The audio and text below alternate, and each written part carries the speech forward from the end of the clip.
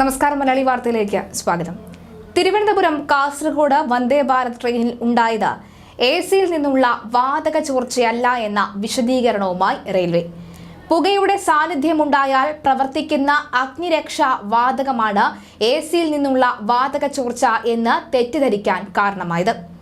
ഇന്ന് രാവിലെ മുതൽ തന്നെ ഈ ഒരു വാർത്ത സമൂഹ മാധ്യമങ്ങളിലും പ്രധാന വാർത്താ ചാനലിലും ഒക്കെ തന്നെ നിറഞ്ഞിരുന്നു. വന്ദേ ഭാരതിൽ കോച്ചിൽ ഇത്തരത്തിൽ പുക ഉയർന്നു, തുടർന്ന് യാത്രക്കാരെ മറ്റ് ബോഗിയിലേക്ക് മാറ്റി എന്നായിരുന്നു വാർത്ത. പരിശോധനയിൽ ട്രെയിനിലെ C5 കോച്ചിലെ ശുചിമുറിയിൽ നിന്നാണ് പുക ഉയർന്നത് എന്ന് കണ്ടെത്തി.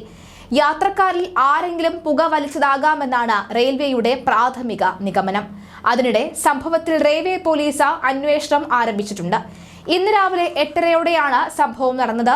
എറണാകുളം ടൗൺ റെയിൽവേ സ്റ്റേഷനിൽ നിന്ന് പുറപ്പെട്ട് കളമശ്ശേരി ആലുവ റൂട്ടിൽ വെച്ചാണ് പുക ശ്രദ്ധയിൽപ്പെട്ടത്.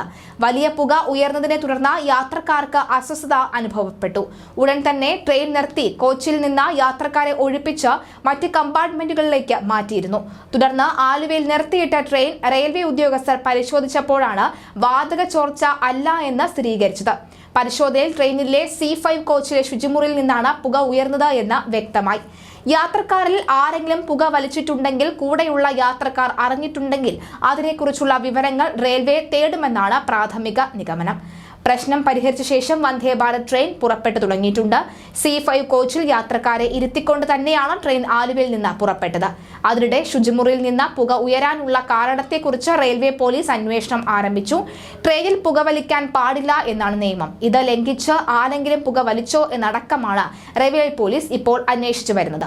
രാവിലെ വന്ദേ ഭാരതിലെ AC കോച്ചിലാണ് വാതക ചോർച്ച ഉണ്ടായതിനെ തുടർന്ന് ട്രെയിൻ ആലുവ സ്റ്റേഷനിൽ പിടിച്ചിട്ടത്. മണിക്കൂറുകളോളമാണ് പിടിച്ചിട്ടത്. ശേഷം റെയിൽവേ പോലീസ് സ്ഥലത്തെത്തി എല്ലാ നിരീക്ഷണവും നടത്തി. പരിശോധനത്തിന് ശേഷം ഈ വാതക ചോർച്ച ഉണ്ടായ അല്ലെങ്കിൽ ഈ പുകയുടെ അംശം കണ്ടെത്തിയ അതേ കോച്ചിൽ ആൾക്കാരെ ഇരുത്തി തന്നെയാണ് വീണ്ടും വന്ദേ ഭാരതിന്റെ യാത്ര പുനരാരംഭിച്ചത്. തിരുവനന്തപുരം കാസർഗോഡ് വന്ദേ ഭാരതിലാണ് വാതക ചോർച്ച കണ്ടെത്തിയത്. കോച്ചിലെ യാത്രക്കാരെ പൂർണ്ണമായും ഒഴിപ്പിക്കുകയും ഒക്കെ ചെയ്തു. ആദ്യഘട്ടത്തിൽ പരിഭ്രാന്തരായ യാത്രക്കാർക്ക് ബുദ്ധിമുട്ടൊക്കെ തന്നെ അനുഭവിച്ചിരുന്നു.